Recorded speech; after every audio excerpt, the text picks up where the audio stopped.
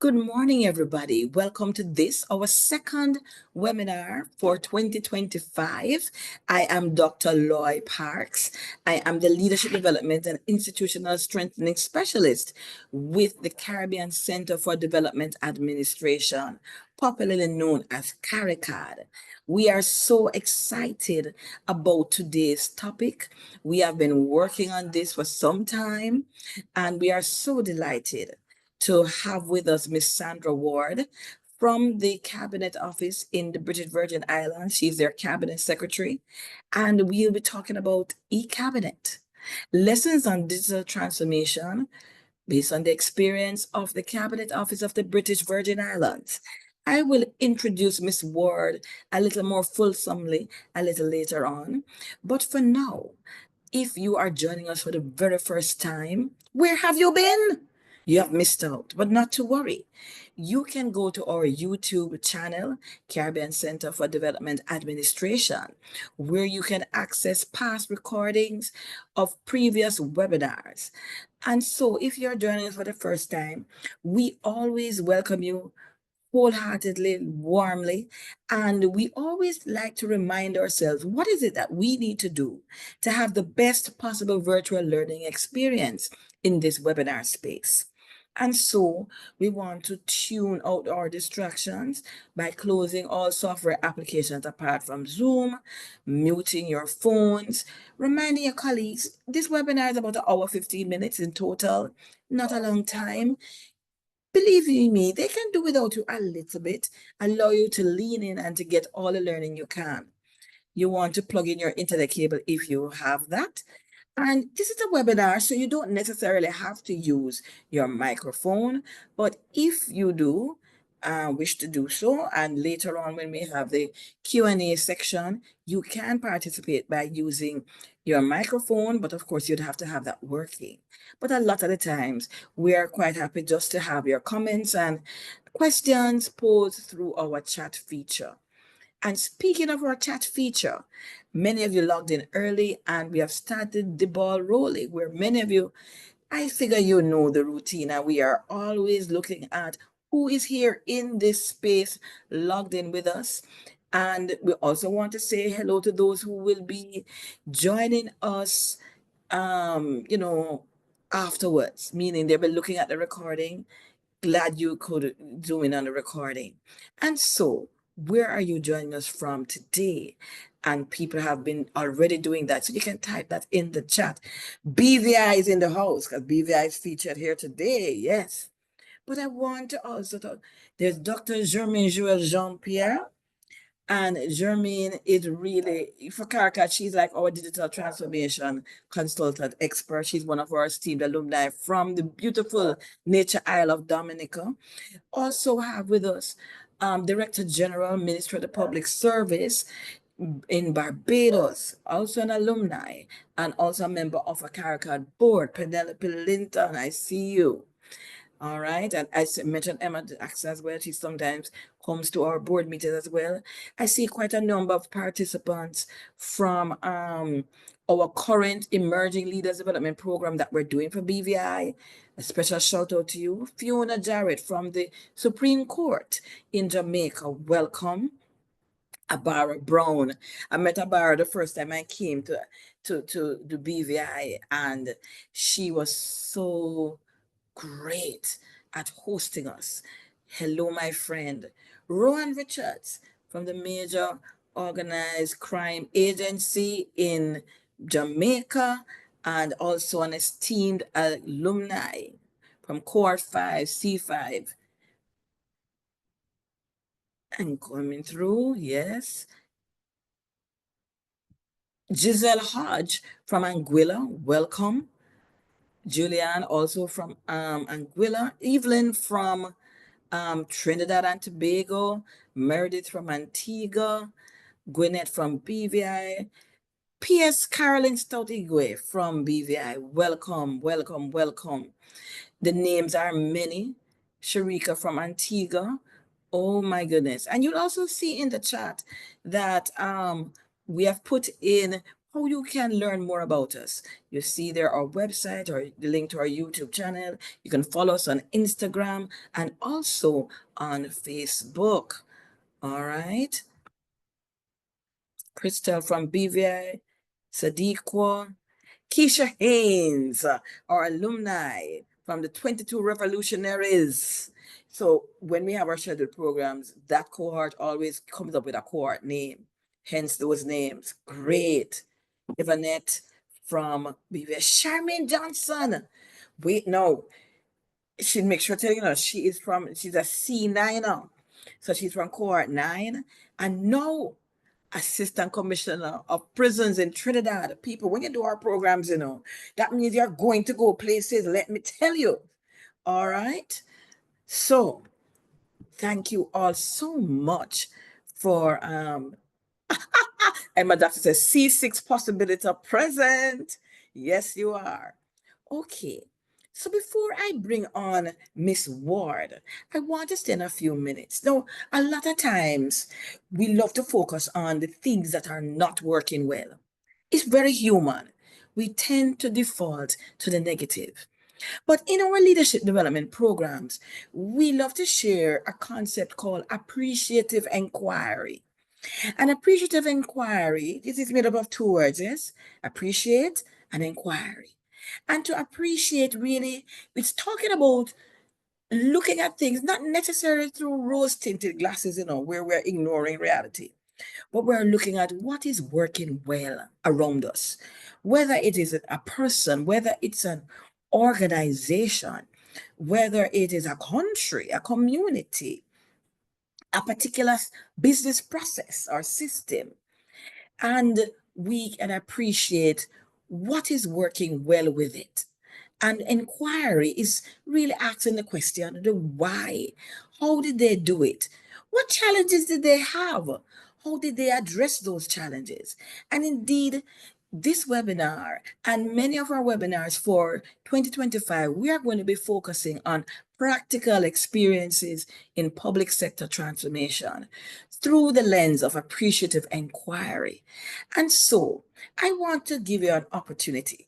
I know most of you are in various public services and other organizations in our Caribbean region. And I want you to type in the chat for me. What are some examples of transformation, good transformation, positive transformation that you have experienced? What is that? And the truth of the matter is, there are many experiences of transformation that we have experienced.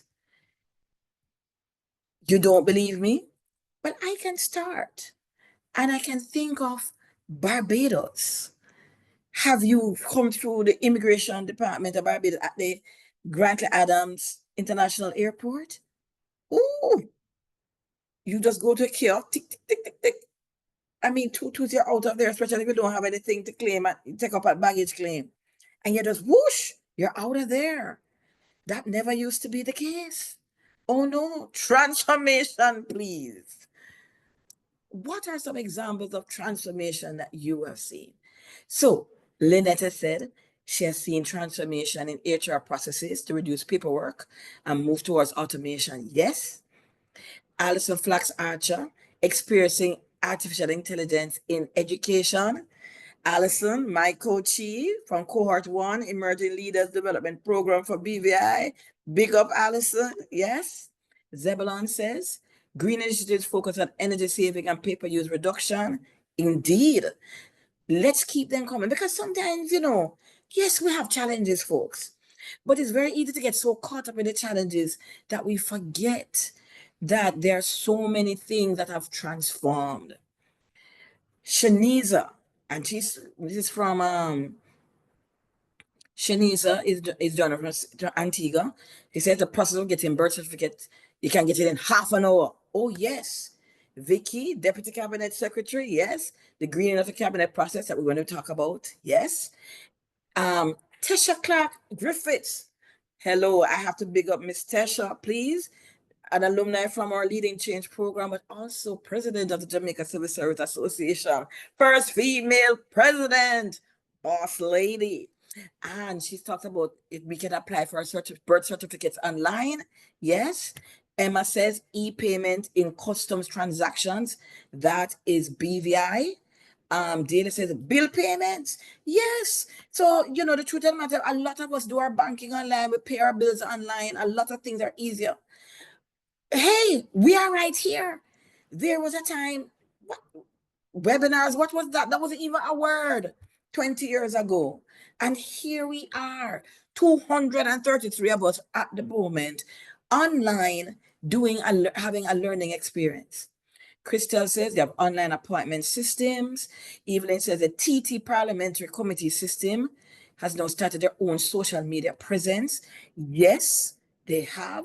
In fact, we did, if you go to our YouTube channel, there's a whole mini documentary that we did about the transformation at the TT Parliament. Yes. Abara says establishment of customer service care centers to support all customer inquiries and concerns, serving as a centralized hub for all government information, and that's BVI. Fiona, we can have meetings via Zoom. Look, we take it for granted now. Do you realize the convenience of that? First time you have to go travel somewhere, get in your car, get on a plane to have meetings, whether in country, regional meetings. Yes. Um, Penelope, this is no Barbados, paperless service commissions, matters, and papers. No, I used to be the chief person officer for the government of Jamaica. Let me tell you something. When that is done manually, I mean, it's like you're producing an encyclopedia per committee member, commission member. Roxanne, this is about Inland Revenue, BVI, the Inland Revenue online system, much less paper. Charmaine Johnson, and yes, transformation of our inland revenue system. I think this is Trinidad, yes. Post-COVID, almost all our system and transactions are online, including our courts. Listen to me, people. Things are happening in the regional public services of the Caribbean. Look at all of that. We are not as backward as we think. All right. Any others? All right. Not a problem. So let me thank you for sharing that. And we're just gearing up to learn so much more about the e-cabinet transformation in the British Virgin Islands. But we at CARICAD just want to spend a minute just to show you, if you don't know, now you will know. Caribbean Center for Development Administration. This year, we celebrate 45 years of existence, and we serve 17 member states. And we exist to support member states in the area of public sector transformation. And we do so through capacity building initiatives as well as technical assistance.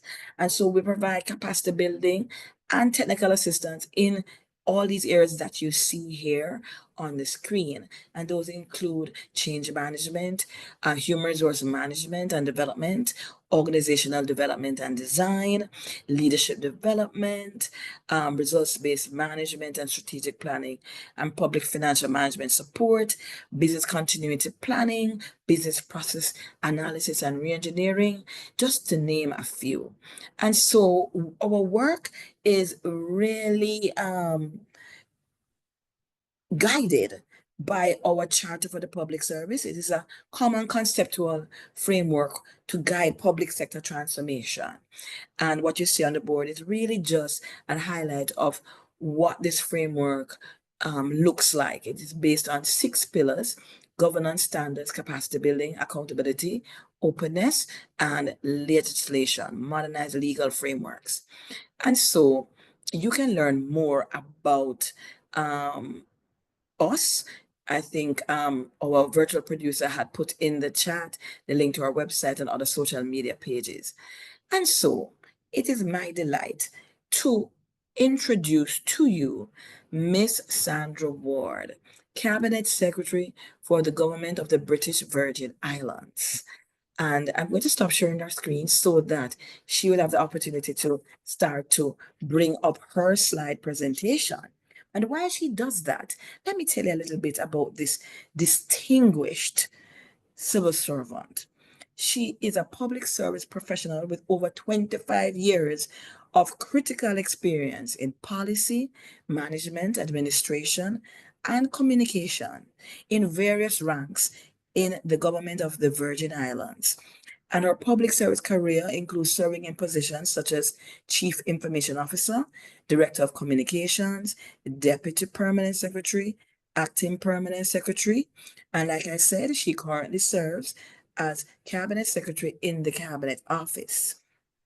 And so, um, one of the things that she has led on, she is a project lead for the initiative to green the Cabinet Office, which resulted in the implementation of a web-based document management tool, which I won't tell you anything more about because she will tell you about that. All right. But just to say that the tool now allows the executive branch of government to prepare and share policy documents in a centralized manner. And she has overseen the transition to a digital format for cabinet meetings. In terms of her education background, she holds dual master's degrees in public communication and public administration from the American University in Washington, D.C. Ladies and gentlemen, without further ado, I hand you over to my esteemed colleague, Sandra Ward. Thank you very much, Dr. Parks, and pleasant good morning to you. And thank you very much for the opportunity to be able to present on what we have been doing here in the Virgin Islands. And it is so good to be able to put a face to the emails. So it was nice meeting you this morning. A pleasant good morning to all of our participants, fellow public officers here in the BVI. I understand we are high in numbers. So thank you very much for that. And those across the region, thank you very much for tuning in this morning. And as Dr. Parks said, my presentation will focus on just what was in the flyer, our journey, our digital journey. We look at our challenges, our successes, and lessons learned. And hopefully we'll have time for questions. And I will try my best to answer those questions. So I hope that the presentation will be instructive, educational, and it might help to give you that light bulb moment as you listen to what we have experienced here in the Virgin Islands. So again, good morning and welcome. And we're going to get started right now. Okay. All right, so I'm trying to shift. Let me just do this. I shouldn't be talking about digital transformation and then can't get to the next slide, right? Not to worry, it will come. The right arrow on Yeah, your I keyboard. did that. Okay, I did do that. Okay, thank you. All right, so here we are, a journey. Usually they say it starts with a step, but I am saying that here in the Virgin Islands, it started with a sound. It started with a cry for the need to reduce the paper. A cry there was just too much paper. I still have vivid memories of or vivid images of the cabinet members coming with their bundles. Some even had to tie it up because it was just so much. Some brought two files, two folders to cabinet because of the reports and the documents that they had to bring to the meetings. So it started with that. That got us thinking, and not that in the cabinet office we had not been looking for ways to reduce paper, but we are pleased that the cry came from the top and it came from the ministers, the governor, and again, the call to increase the efficiency of the cabinet process. So our journey, I said, started with a cry, a sound, and then we started thinking, we had questions about what solutions we could come up with. We did explore different avenues. And then, of course, a vision, you have to have that. But then it took a while, actually, for that vision to become reality. So I've given a timeline here of 2012, 2019. I joined the Cabinet Office in 2012. And I remember one of the small things that we started with was something as simple as asking ministries to not send hard copies of annual reports, but to send those electronically. And it was much appreciated, well received in ministries, but that was a small step. But then in 2015, I remember receiving a call from the cabinet secretary in Montserrat, and she had inquired about whether or not we had a manual for cabinet meetings and whatnot, and of course we did. So then asked her, how does their cabinet meetings function? And then she told me about the platform and that they're paperless. And I was like, what? We've been looking for a solution. So when what she explained, I mean, sounded like something we could incorporate here in the Virgin Islands. And then she put me in touch with the developers, did make the contact, and that was 2015. But then as things go, sometimes, you have competing priorities. So we fell off. And it wasn't until, that the Virgin Islands is a tourist destination. We had a visitor in 2017.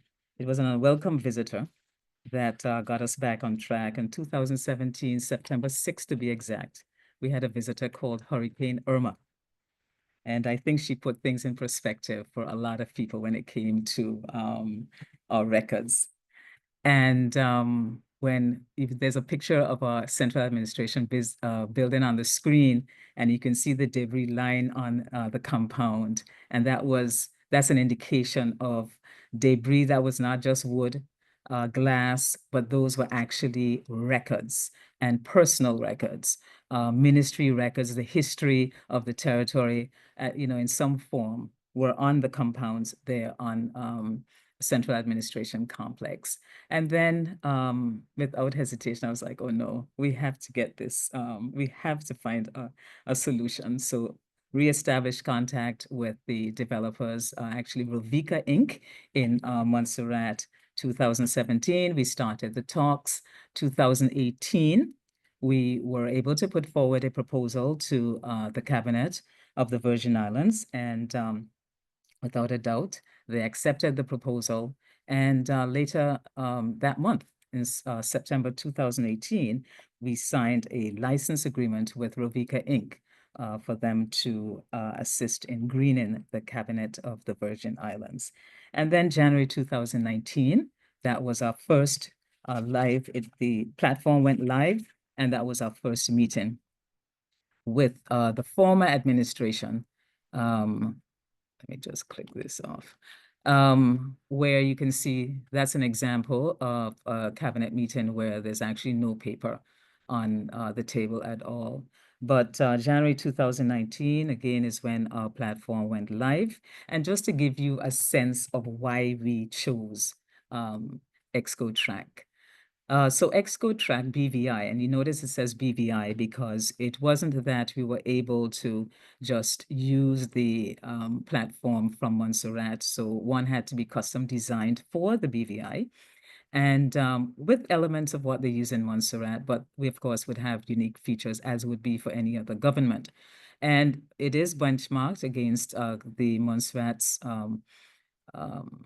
Exco Track platform. As I said, our developers are Rovika Inc. So they created a web-based documentation management tool, and it streamlines cabinet processes and procedures. It allows for the preparation and policy documents centrally. So you have, unlike, in ministries, people will have their own folders, and they are, drafting cabinet papers separately. Here you have a central area where you can draft your cabinet papers. And one of the attracting features for us was the accessibility, that you can access the Exco Track platform from any web browser, any device, any location, once you have the required VPN access. And that was really key for us, not knowing that in 2020, we would have a pandemic, but I'll get into that later on. And again, the opportunity to digitize our manual processes and procedures. I mean, that really was something for us. And then ensuring that there was a legal structure.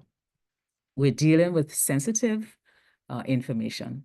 So we had to really ensure that we were preserving the integrity of the information. It's confidential information. Again, it's sensitive information. And we had to be convinced in the Cabinet Office in dealing with the developer.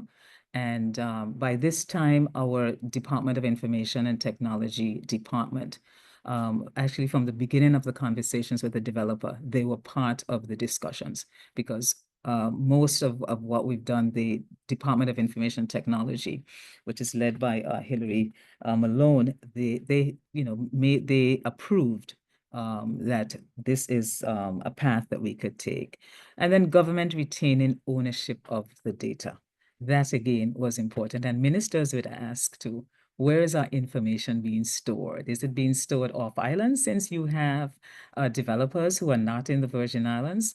And again, with the help of Do It, and I am pleased to say that we were able to retain ownership. So it is on a server here in the Department of Information Technology. So the data resides with us here in the territory.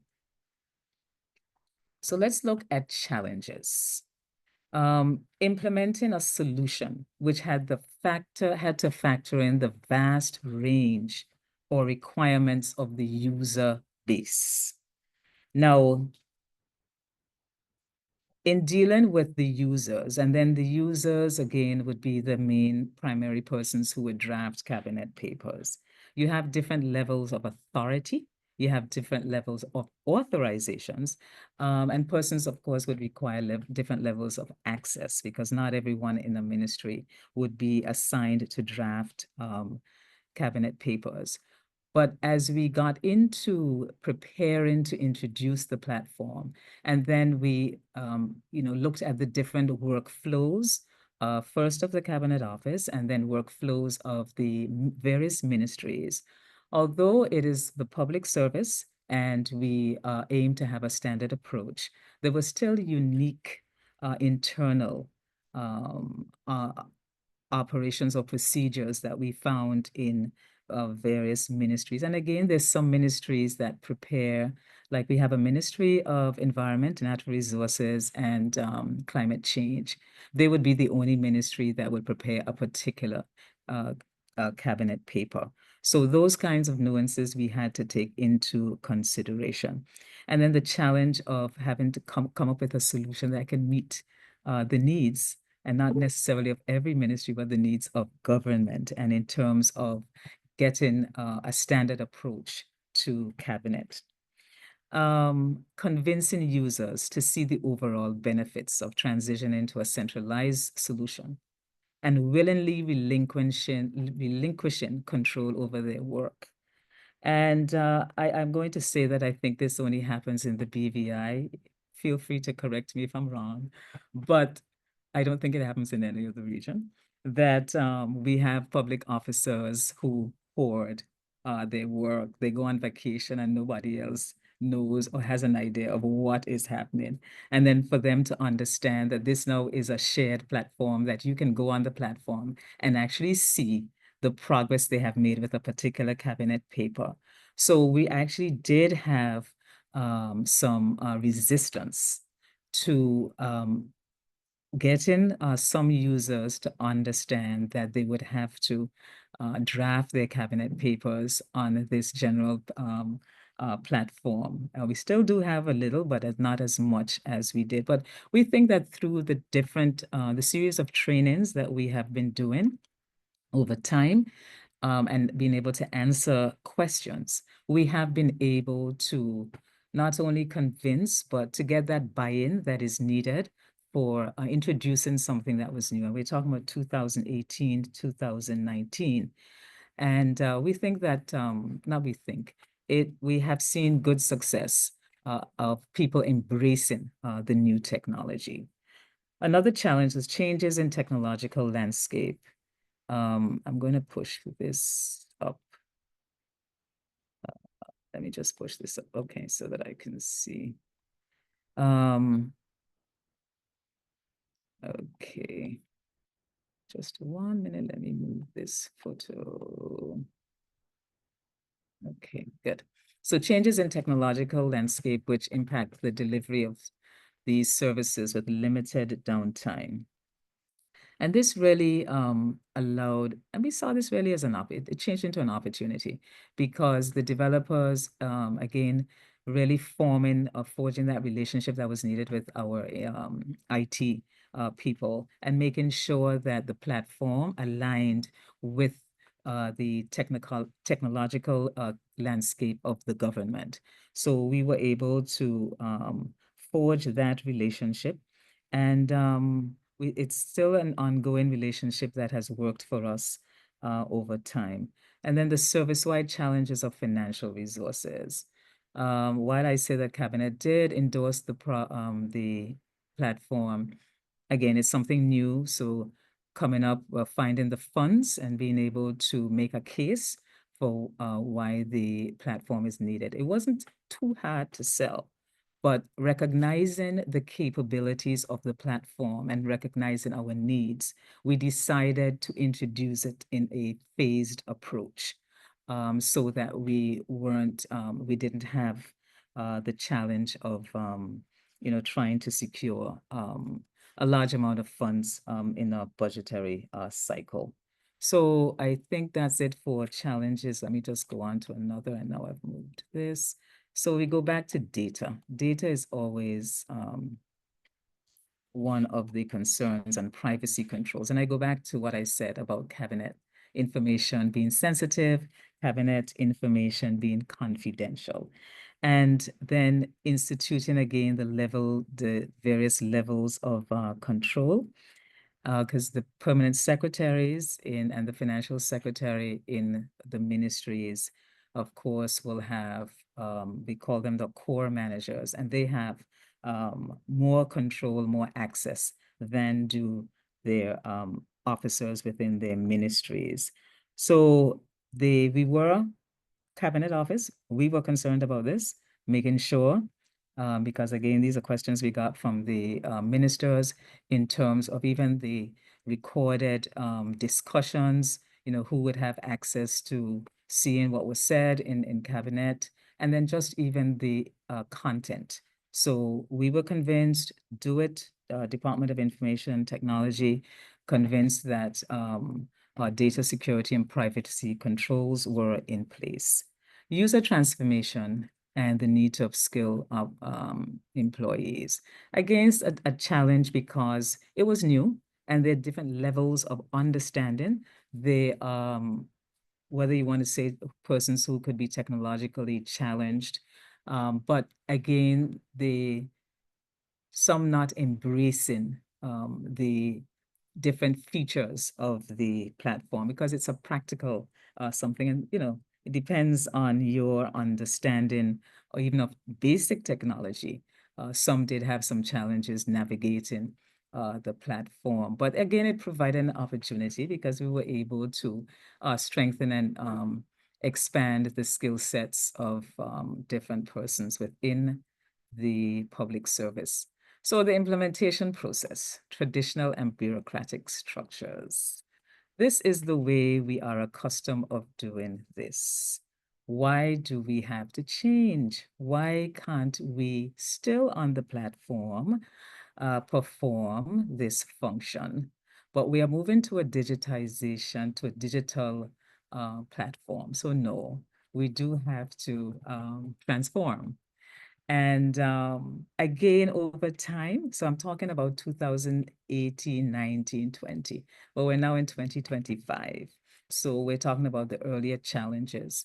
And we were able to, again, in streamlining, and the permanent secretaries at that senior level, they, just like the ministers, really embraced the opportunity to be able to have a digitized platform for carrying out their cabinet functions. So the buy-in from there, and then filtering down through this staff.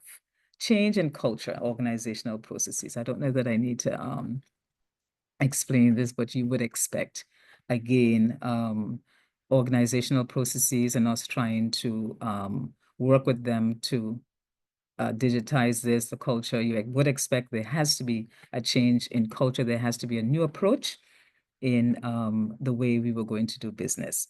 Achieving buy-in. So again, through our training, we didn't again have that challenge with the top tier of the public service. But when we got into our trainings, the types of questions that we would get, because it was now forcing people to move from this sort of incubative mindset to knowing that they were going to be sharing on this platform. We don't want to say that they didn't want people to see how fast they finished cabinet paper. But again, we had that to contend with. And again, we think we've been able to make some breakthroughs in that area in terms of helping to change the mindset. I have here ExcoTrack versus Microsoft. Microsoft is what? King, queen, prince, princess. That is what we use on a daily basis. It does give you that authority. You are in control of what you're doing for Microsoft, but then the platform, there are other eyes on what you are doing. So getting people to understand that when we can't replicate Microsoft to the platform, that again was a little challenge. What we have appreciated is the user feedback, because people will ask questions. Why can't so and so happen? And because in the cabinet office, we're not on the user end, although we did have consultations of how we can provide a platform that would satisfy the needs of our users, we are still very much appreciative of questions that come to us, because they're things that we may not consider, because that would not be our daily work. So we're not able to replicate Microsoft, but we have certainly been able to add features and do some upgrades based on user feedback. So we've been really, really appreciative of that. Now we're going to go to the good part, the successes. And I'm going to tell you about that image that you're seeing. And so the successes in that we were able to move cabinet from paper to paperless. That has been an awesome, a great success. Now, on your screen, you're seeing images of a WebEx meeting. And this was the 20th of March, 2020. That's the image of the WebEx meeting. And this was actually on a Sunday. And this was during COVID. It was, we were on lockdown. And again, I was so glad that we had reestablished contact, or we had moved ahead to get to bring this platform on board, because even though there were restrictions on movement of people, we were still able to conduct our cabinet meeting during lockdown. And I always think about this. One of our ministers lives on a sister island of Virgin Gorda. If a cabinet meeting were called and we were still in our paper mode, we would have had to charter a boat. Somehow we would have had to get permission from the government for him to get his bundle so that he could participate. Or who knows, maybe he would have to come down. But that inconvenience was eliminated, and we were able to have our cabinet meeting. Some ministers had it on their Facebook page about a historic meeting that cabinet was able to still proceed with a meeting despite. So that was one of the successes that we herald from being able to have the ExcoTrack platform. And alignment with the government's digital transformation initiative. That's quite an active program here in our public service. And we're pleased that we're able to align with that initiative. Increase accountability and management of cabinet matters. Again, I don't think this happens anywhere else. It only happens here in the Virgin Islands. And I would say poor cabinet office. When the minister asks about the status of his or her paper, and they say, oh, I sent it to cabinet, it's there, the file went up. And sometimes ministers used to call because they have an urgent matter. Like I looked in the log. No, sir, I'm sorry, but no, we haven't received that file as yet. I know soon you can hang up from the minister. Somebody's buzzing to get in. The messenger is just arriving with the file. But what has happened with ExcoTrack? You go on, you start a paper, and everybody sees there's an accountability tool on the right-hand side. Or those who are from the BVI would understand that, but there's an accountability tool. It tells you, it tracks the progress of cabinet papers. It tells you the date that it was drafted. It tells you the date that if the paper had to go for cross-ministry consultation to the various permanent secretaries, you also get to see the date that they would have finalized their comments. This accountability tool also tells you when that paper is transferred to the Ministry of Finance for their comments, and also when the Ministry of Finance now then is finished with their comments. Once they're finished, it automatically goes to the Attorney General's chambers. And there you have that date.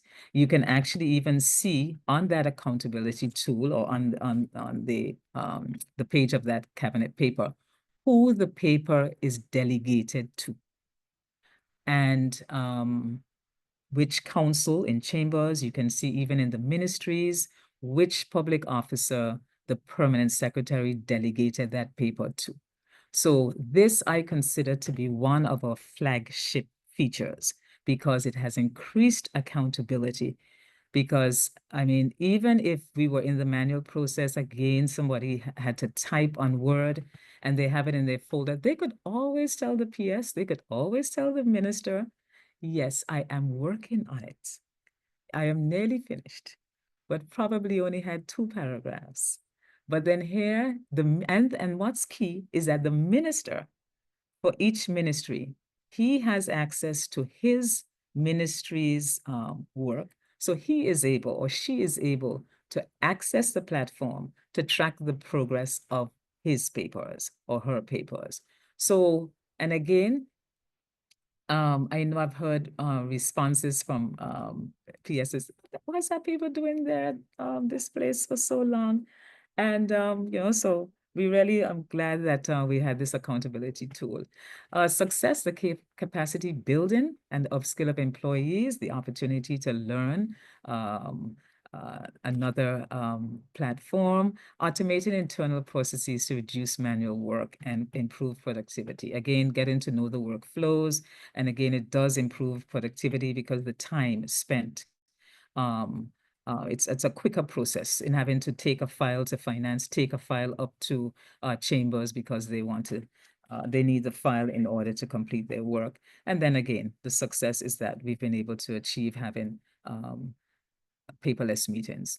So another level of success I'd like to just share was the high level of adoption and the buy-in from cabinet and the PSs and other users on the platform, and the shared passion to innovate, because that's where we are. We're in a digital transformation age. Everybody's speaking about innovation and to improve solutions between the stakeholders and the developer. Again, that came about through consultation.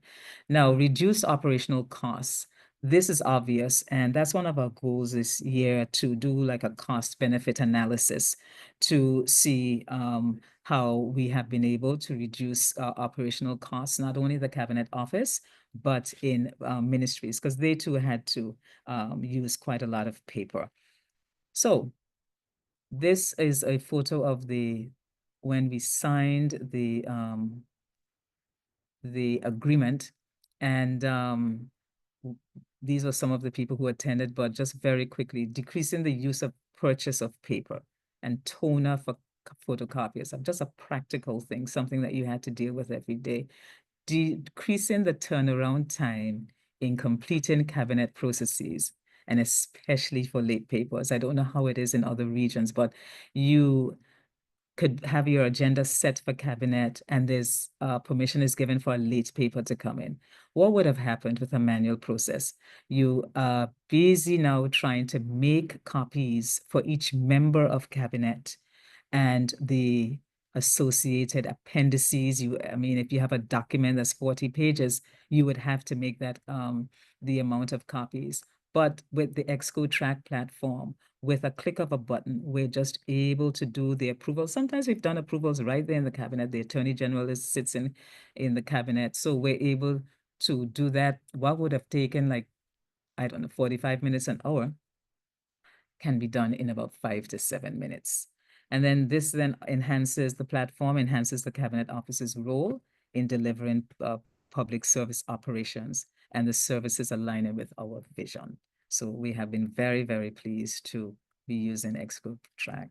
And then just to go back and tell you the benefits of Exco Track BVI, the accessibility, that members can even be off island and sign off on papers.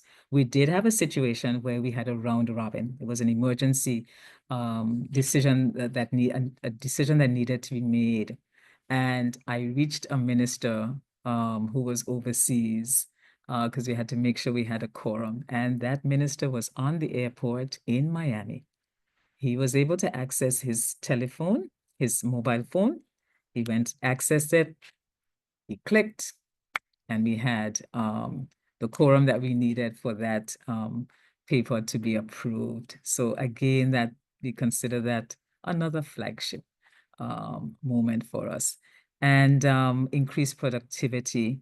For those in other islands don't get thing, you say only 9. Yes, we're a small island, so 9 copies were needed for each of our members. And so the platform has helped to increase productivity, the improved security. Again, we've talked about one of the features that we have on our platform is most people create papers in a general, mode, and then we have confidential. General, that's everybody can see that paper. When it's confidential, only the permanent secretary in that ministry can see that paper. And that is a paper that will only be circulated to the financial secretary and the attorney general, and then only to ministers. Nobody else has access. So unlike other papers where PSs can delegate to their team members, or even if it goes to Ministry of Finance or chambers, and they delegate to another council, another officer for confidential. And even if you tried, you're not able to because it locks you.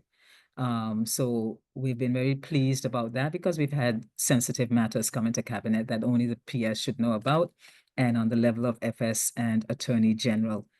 And the software is user-friendly.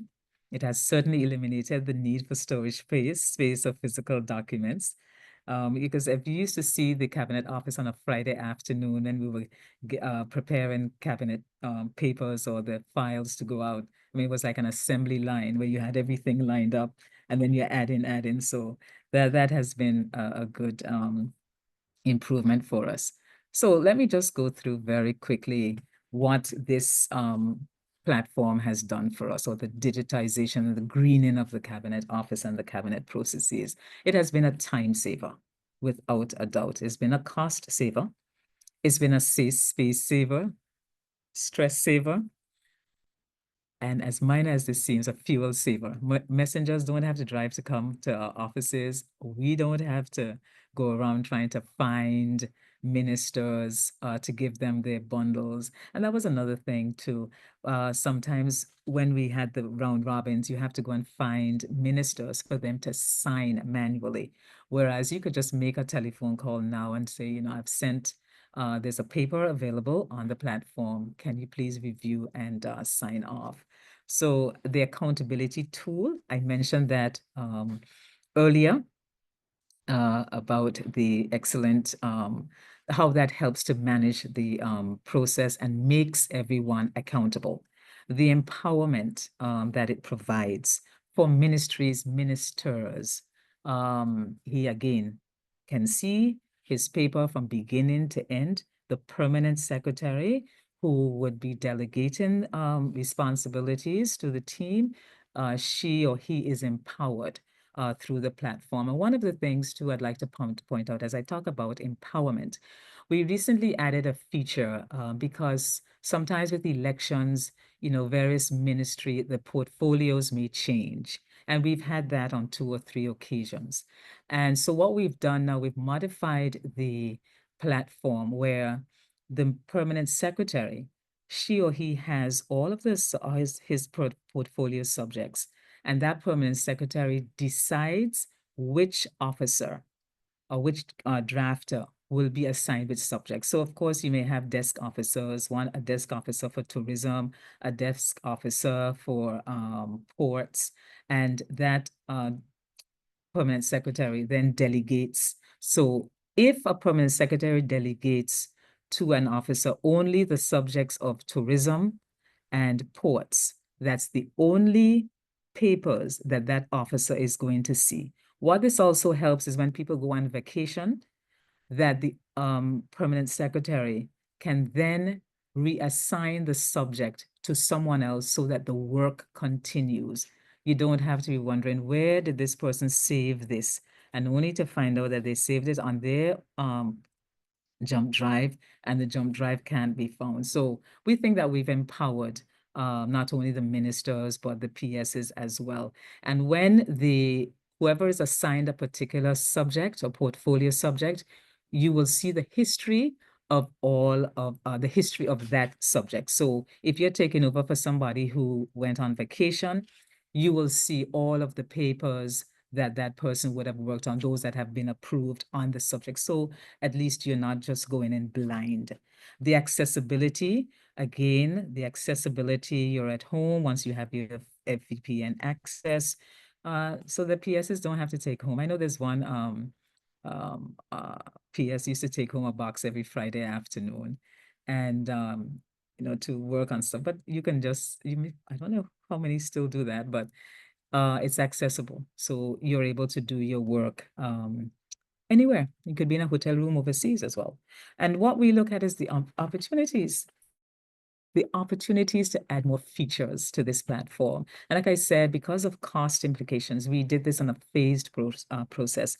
And we're getting ready to add a new feature because the Cabinet Office is constitutionally mandated to monitor how ministries implement their decisions. And we've been able to provide the cabinet, we're supposed to provide the cabinet regularly and provide them on the percentage. So maybe a particular ministry only implemented 50% or 70% of the decisions under a particular period. So we are going to be integrating or adding that feature so that ministries, because right now it's a manual process, so they'll be able to just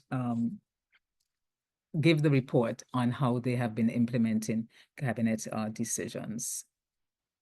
Okay. Just go to the last slide. Okay.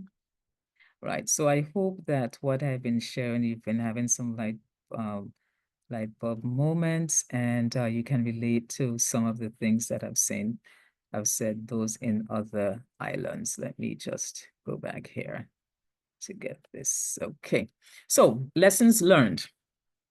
And again, we're talking about years of from 2012, we're now in 2025. So we really just did some highlights of our journey.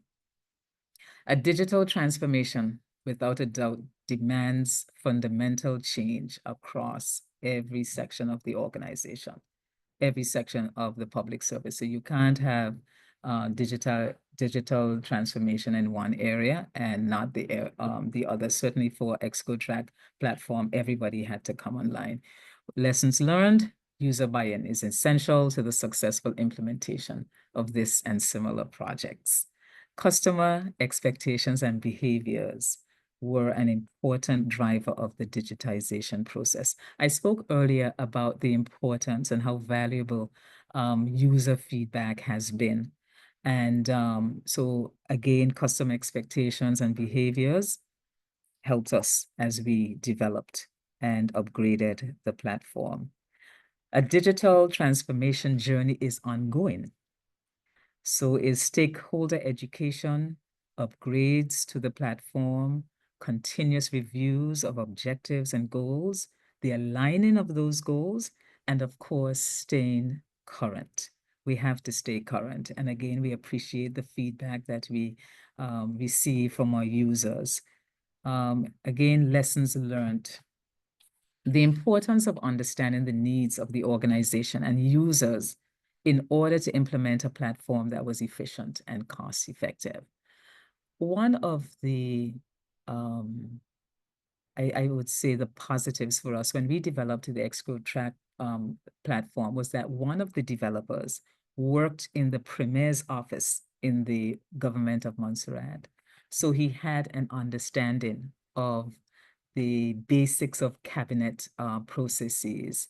And I think it's when he was working in their office, in the Premier's office, that's when the thought came for him to develop a platform that could help with streamlining cabinet processes. So we think that that has been key, that the time it might have taken for somebody who didn't have knowledge of a public service, or even more so the cabinet process, we might have had more challenges, but this really helped. Being open to changes that come with the implementation of technology. Again, there was some resistance in some areas, but for the large major part, we did have people who embraced the technology. Lessons learned again. We know this, that the transformation journey is ongoing. So that's key. Continual use is essential. One of the things we found, especially permanent secretaries and their workload, they don't have the opportunity to be on the Exco platform 60 all day, and it probably accounts for maybe 10% of their work, because most would be delegated. And we find that a lot of the calls we get, though, from other officers are because they do not use the platform consistently, and so then they forget something that they were taught. Recognizing this, what we have done, and we are moving into that, we're going to be advancing in that area this year, is to have the platform speak to the users. So some people here who are using the platform would notice they're starting to get prompts. So for example, if you are saying that, well, I could say from my end, if we are preparing an extract with a decision, a cabinet decision, and I click to prepare the extract, it is saying to me, are you sure that this is what you want to do? Because, once you click this, you're not going to be able to. So we're recognizing that we have to have the platform speak to our users, because it's not always possible for them to be on the platform as consistently as they should be, and at least to avoid any forgetting of the steps. Let me just move this up. Updates are always necessary. Again, also recognizing, continuing to be innovative, and the user feedback. And I would like to end with this, that everyone must share the digital transformation vision and be committed to its mission. So I just want to thank you very much. I hope that you were able to learn something from what we've been doing. Again, these is years of work, so these are just highlights of what we have been doing along our digital transformation journey. All right, so I want to thank you for listening. I see Dr. Parks is up, so this time will be for questions. Thank you, Dr. Parks. Thank you so much, Miss Ward. And I'm seeing in the comments, they're echoing how we feel. It's very informative, very impressive. Let me jump right into some questions that have been posed in the chat. So the first question was whether or not there is an integrative, a video conference integration module that is a part of the EXCO track. That is under consideration, but no, there isn't. Okay, no problem. Because again, okay, sorry, go ahead. No, finish your thought, and then I'll come back. I was going to say too, when we were on lockdown and we did the WebEx, we thought that we have to have the Exco track platforms accessing that separately, and then you have to set up a WebEx meeting. And we thought about whether we could just have both on one platform. Right. Yes, so we have thought of it, and but no, we don't, not at this time. Okay. There are two questions from Rowan Richards from Jamaica. He asks, are cabinet decisions still printed, or are they delivered electronically? Right. So that is the first question. Let me let you answer that one before I go to his second. Sure. So this is this platform does everything, and I realized that when I went through the accountability tool, I actually did not go through the steps. you get to see when the paper goes on what we call a cabinet steering agenda, where the agenda is decided. You see when it actually, which agenda it was on. So whether it's going to be for today's meeting, the 20th, and then the next thing you're going to see is whether the paper was deferred to another meeting, and you're also going to see whether an extract was issued. So yes, the extracts are delivered electronically. Everything is done on the platform. Okay. And his second question was there a change management component to the project, especially for the cabinet ministers who had to adjust to the new paradigm? Change management in terms of we conducted orientations for them, but fortunately, our ministers were already tech savvy. Yeah. So that made it much easier. And again, like I said, the cry for something other than paper that came from the top level. So we really would conduct orientations when there's a new administration. Yeah, so I would say fortunate for us, our ministers are tech savvy. We didn't have anyone lagging behind. Okay. No, Penelope had a similar question, which was, did you have a change management process to facilitate user acceptance? No, Miss Ward, I think you may be underselling it, because just Oh, based on how you have just listening to your presentation. No, admittedly, you perhaps didn't have very major resistance, from mm, stakeholders. But certainly I can see, based on my own knowledge of change management, that that element was in it. It wasn't just a technical aspect, there's about the communication mm, around it, to the various stakeholders. There was also getting people to understand how it would change their jobs, how it would make their jobs easier, and there's a lot of training involved to make sure people have the knowledge and the skills. yes. And you clearly are monitoring the level of usage, and you are taking steps to reinforce the use of it by looking at the user feedback, analyzing that, and making the necessary adjustments, for instance, to establish things like the prompts, for example, that, that's coming on board. So I can actually see that element in it, that that you are in fact using a lot of change management techniques to support the Oh, implementation okay. Okay. and I and, understand. and entrenchment of it. Sure. I understand that now. All right, great. Gail says, sounds impressive. Can we all go digital? That is our hope, for sure. That is our hope.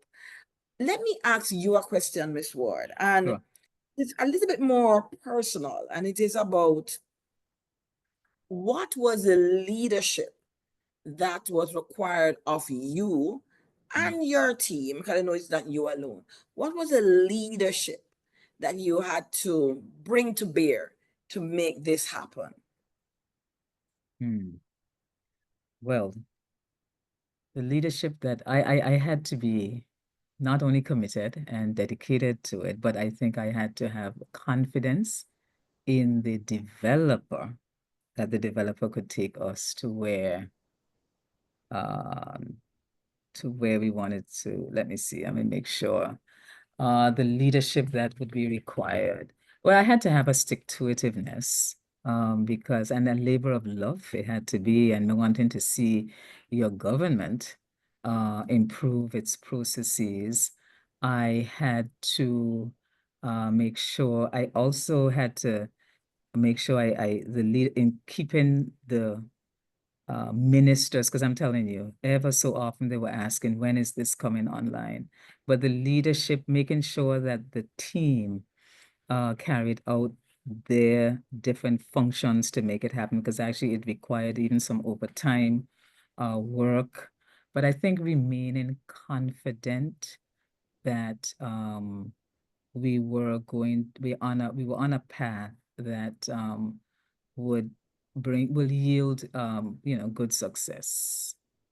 I hope that's the answer you're looking for. Okay. No, thank you. Thank you so much. So there's some other questions here in the chat. Let me try. We're going to try and get through as many questions as Okay. possible. So, um, were data challenges factored in into the whole process? And so data challenges could include, things like internet quality, bandwidth, availability of, the right devices. Mhm. Also, I'm thinking cybersecurity as well. Mhm. Well, I think that's where Department of Information and Technology department came in to make sure that excuse me, we're in line when it came to, because data again, I told you there was that we were concerned about the security and the integrity of having the our data not compromised, I should say, because we're dealing with sensitive information, we're dealing with confidential information. The I don't want to say that, well, everybody usually say our internet is not at the best, but it's a web browser-based platform. So yes, sometimes we might be hearing cabinet and there might be a drop in the system, but we've always tried our best to see how we could get that aligned with our technology infrastructure, government's technology infrastructure. So yeah, I hope that's as much as I can go. I hope I answered that. Okay, I might need no my problem. technical people. I probably No call them problem. technical. No problem. And folks, if there are additional questions after the webinar that you have that, probably requires a deeper uh, discussion, you Mhm. can email us at info@caricad.net with those questions, and we'll be happy to connect you with the Cabinet Office for you to Okay. get more information. Right, Uh, right. Okay. No problem. yes. So here's another question. Mm-hmm. Were devices provided for cabinet ministers Well, the as a what? part of this? Devices, were they provided for Oh, ministers? as ministers, they are furnished. They have their own devices. So we just added the platform to their device. It must be Okay. a government assigned device. So each minister has a government assigned device. Okay. All Yes. right. There's another question. Can you consider, I suspect this is somebody from BVI asking that question. Can you consider having a help folder for the persons who tend to forget? So maybe that's a suggestion, perhaps, Mhm. to consider. Yes, yes, yes. We have thought of that because the person would be familiar with the platform and that you have your different tabs on the left hand. So we actually, I have to say that my team did provide me with a sort of did you know, or it's a sort of electronic pamphlet of possible scenarios and what you could do. So we do have that, and again, that's something that can be added. Okay, great. Um, if you could estimate, just on reflection, about how long do you Yes. think it for you to get the buy-in from the government staff? So this is not the ministers themselves, but the government staff, how long do you think it took to get buy-in, generally speaking? Mhm. I would have to say, um, hmm, because we did a series of training once the platform came on board. And I wouldn't if you did a session with 20 people, you might have had 2 or 3 people who asked questions. So I would say, I don't know one if I should say it's still ongoing, but maybe over a 6 month period. Maybe a Okay, 6 month period, because even though an officer would have attended a training, the discussion continued after, because you would get the phone calls yes. where they're asking questions, or if there's something they don't understand, they would call because we have a manager for the platform. So they would speak to that person directly. And that would be communicated because we try to keep a log of the questions that come in. And so we can then review and know if maybe 4 or 5 people are asking the same question, maybe this is something we need to consider. And like I said, user feedback has been key. But the buy-in, I'm going to say about 6 months. And again, Yes. though, let me just say though that the use or users have been increasing because again, as people join ministries and or transfer to other ministries, we still the training is still ongoing. So whenever we get a new user, we conduct training for that officer. So you could also find that with a new officer, the buy-in might Right. not be there. So that's why I was kind of saying ongoing in a way. Yeah. Yes, it's ongoing. And you know, folks, when it comes to change, the truth of the matter is everybody does not embrace change at the same rate. Time. Yes. And neither should we expect that. That's not human. There's some people who are going to be, yes, you know, they are the early adopters. They were waiting for it. And there are some who are kind of, okay, let me hear more, let me hear more. Some need to hear even more. And unfortunately, there are those laggers who will say, you know, I want back my fax machine, you know. So it is something to anticipate, right? Right, right, right. All right. So Emma Jackson says she's from Public Sector Reform Unit in St. Vincent. She said, Miss Ward, she's going to definitely follow up with you. Okay. Um, Look forward. last, because time is against us, I'm going to take the Okay. question from Cabinet Secretary from St. Lucia. And I think Ron Richards has a similar question. So they're asking about the storage of the data. Is there backup storage? And the other additional question to that, is it local storage or cloud storage? Okay. Storage, that's with our Department of Information and Technology. They have a server that's assigned to that's solely designated for our storage. So it's backed up on a storage, sorry, on a server housed by our Department of Information Technology. What is it? I'm accustomed to saying do it. Department of Information Technology. All right. Thank Uh, you so, like I said before, because we're almost out of time, any other questions you have, and I know there were others, please just contact us, info@caricad.net, and we'll be happy to connect you to the cabinet office in BVI for you to, you know, ask more questions and get more information. Miss Ward, I'm going to ask you to share a parting thought. If we take away nothing else from your presentation today, what is that one key takeaway you want us to grab onto and hold on to? hmm. But let me see. I can say it's doable. Even if you receive resistance from your ministers, whatever, I think it's just trying to convince them of the benefits. It's a labor of love. It takes commitment, it's dedication. And I mean, digital transformation is here. So I would say to get on board in ensuring that your various processes are digitized to ensure operational efficiency within your ministries and your entire government. And I would just say embrace it. Yeah, it's doable. Embrace it. Miss Mhm. Ward, it has been my, not just mine, our absolute pleasure. Mhm. 335 participants in, and then more will listen afterwards to the recording. It was so insightful, inspiring, informative. And we may have to have you back again, you know, because I could easily see a part B and a part C, right? Based on the questions that have stirred up in us. And Um, so, folks, thank you all so much for logging in. In terms of our announcements, our next webinar will be next month, March 18.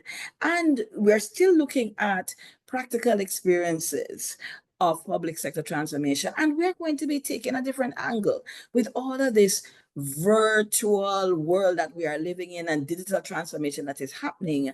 We're going to be talking about human connection in a virtual world. And that's really looking at what are some of those human connection challenges that we have as we continue to work more and more in a digitally transformed workspace. And how do we have human connection? How do we, foster the teamwork, the collaboration, all of those things? And so you don't want to miss that. You will see the announcements coming out via our emails or website or social media pages. And of course, contact us at info@caricad.net. Visit our website, www.caricad.net. And so it's just for us now to share in the chat the link to complete our survey poll. There it is at CARICAD. And in our leadership program, we say that feedback is a gift. And so we want to get your feedback, how you found the webinar, especially there's a section about any future topics that you'd like to see us cover. And so please do fill that out for us. And Dr. so, Park, yes, Ms. Ward. I am so sorry. I know you're on another thing, but I just really it would be remiss of me if I didn't say thank you to you again. Thank you to Okay. CARICAD. Thank you to everyone who joined today's webinar. So thank you again for the opportunity, and thank you for the questions received. You are most welcome. And so, folks, with that, we bid you good day. Have a good rest of the good well, it's Thursday, so we still want to have a productive day. And when the weekend comes, to have a restful one. All the best. I look forward to seeing you at our next webinar on March 18. Thank you all.